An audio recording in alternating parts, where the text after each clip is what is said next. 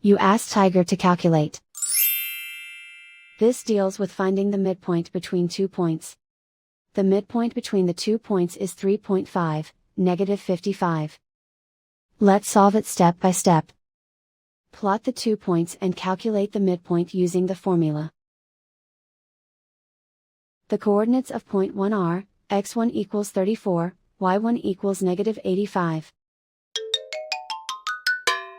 The coordinates of point 2 are, x2 equals -27, y2 equals -25. PM represents the midpoint of the 2 points.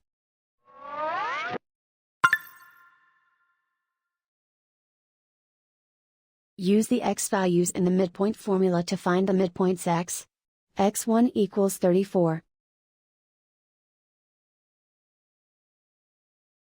x2 equals -27. Simplify the arithmetic.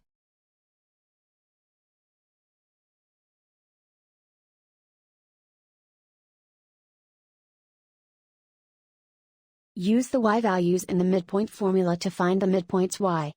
y1 equals -85. y2 equals -25. Simplify the arithmetic.